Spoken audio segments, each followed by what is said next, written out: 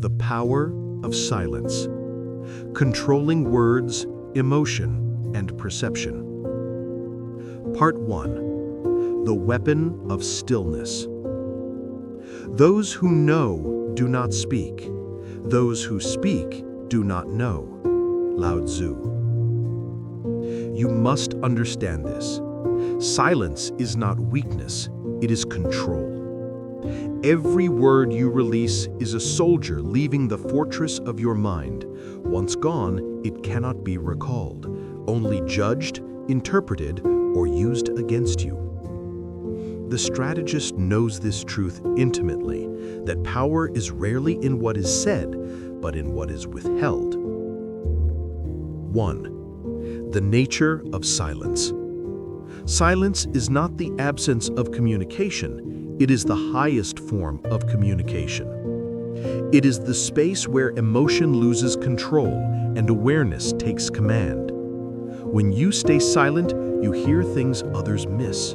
Tone, hesitation, contradictions, emotion. You read people as if they are maps revealing their terrain. Sun Tzu wrote, "Be extremely subtle, even to the point of formlessness. Be extremely mysterious, even to the point of soundlessness." He was not speaking about sound. He was speaking about invisibility of intention. To speak too much is to reveal your map, your strategy, your weakness, your insecurity. But the one who stays silent forces the world to guess, and in that guessing, they reveal themselves. When people cannot read you, they overexpose themselves. When they cannot predict you, they play into your hand. Your stillness becomes a trap, not through aggression, but through restraint. Silence in emotion. Silence is the gatekeeper of emotion. When anger rises, silence keeps you from saying what cannot be unsaid. When fear whispers, silence keeps you from broadcasting weakness. When arrogance tempts, silence guards your humility. Machiavelli wrote that a ruler must learn to appear virtuous, but act according to necessity. To appear composed, one must control words. A man who speaks in anger appears undisciplined. A man who over-explains appears guilty. A man who constantly seeks validation through speech appears weak. The strategist speaks when the intention is precise, when words serve purpose, not emotion. You do not owe the world explanations, reactions, or access to your inner world. Each time you resist the urge to respond, you strengthen command over your emotional army. 3. The power of strategic listening. The world is full of noise. Everyone is trying to speak. Few are trying to understand. The strategist gains advantage not by dominating the conversation, but by mastering the silence between words. In that silence, you detect patterns, what people truly mean, what they fear, what they want. This is how leaders control negotiations, how kings uncover betrayal, how strategists anticipate moves before they occur. Clausewitz called this friction, the invisible resistance that distorts plans. In speech, friction is emotion and noise. Through silence, you see the terrain clearly, and clarity always precedes victory. 4. Modern application. Observe any powerful figure, a CEO, a general, a negotiator. They rarely rush to speak. They let others reveal their thinking first. They let silence work like gravity, pulling truth out of others while conserving their own position. In life, apply this principle in simple ways. When someone offends you, pause. When someone tries to provoke you, say less. When you're tempted to prove your worth, remain still. Let silence do what words cannot. command attention, invite respect, and project power. Over time, people will begin to feel your presence even when you say nothing, because they will sense your discipline. 5. Embodiment exercise. For the next 48 hours, practice this. Speak only when your words have purpose. In every conversation, pause 2 seconds before responding. Observe how silence changes the energy of interaction. You will begin to notice something profound.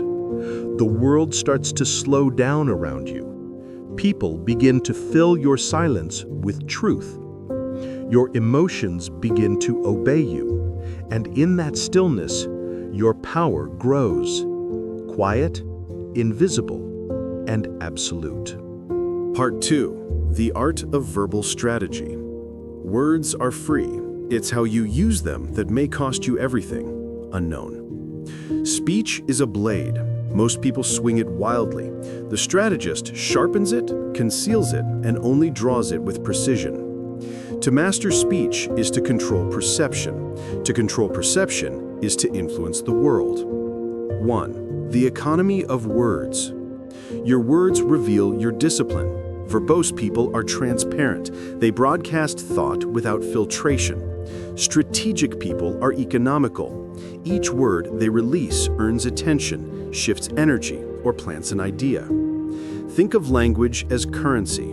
The undisciplined spend it carelessly to feel rich.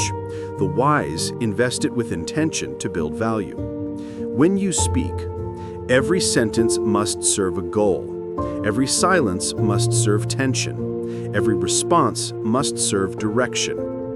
Ask yourself before speaking, is this to express emotion or to move position?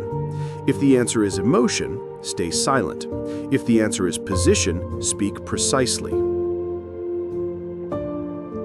2. The rule of the 3 tongues. Every strategist must master 3 forms of speech: the silver tongue, the iron tongue, and the hidden tongue. A. The silver tongue, persuasion. This tongue bends emotion. It soothes anger, builds alliances, inspires cooperation. The silver tongue is used when influence matters more than dominance. Use it when you need allies, you want to calm tension, you want to plant an idea that grows over time. It is poetic, calm, and measured. Its strength is charm. A true persuader never argues. They guide thoughts so subtly that the other believes it was their own. B. The iron tongue, command. This tongue shapes behavior. It's not loud, but final, clear, assertive, unshakable. It carries no emotion, only certainty. Use it when you must set boundaries, you must lead or direct action, you must show strength without aggression. The iron tongue is dangerous when overused. It should not seek to dominate, only to anchor. When a person hears the iron tongue, they feel the inevitability of your will, calm, unmoved, resolute. C. The hidden tongue, influence without speech. This is the rarest and most powerful. It is the art of nonverbal communication. Silence, facial control, posture, eye contact, stillness. It speaks not in words, but in presence. A strategist knows how to project calm authority, to let their composure speak for them. The less you say, the more people assume, and in assumption lies your control. In every interaction, your silence and body language are speaking long before your words. Control them and you command the emotional climate of the room. 3. The psychological game of speech. Speech is warfare, subtle and constant. Every conversation is a battlefield of perception, dominance, and rapport. The difference between the manipulator and the strategist is purpose. The manipulator seeks advantage for ego. The strategist seeks advantage for alignment with vision. To play the verbal game effectively, remember 3 principles. Silence creates pressure. Most people cannot stand silence. They fill it with truth or insecurity. Questions guide thought. The person asking questions quietly leads the one answering. Repetition imprints belief. Suddenly repeating key phrases frames reality over time. You are not trying to win arguments, you are trying to shape perception. And those who shape perception shape destiny. 4. Strategic speech patterns. Here are verbal tactics that shape energy and influence subtly. Tactic. Purpose. Example. Measured pauses. Builds anticipation and control. That is the difference between winning and surviving. Soft voice, firm words.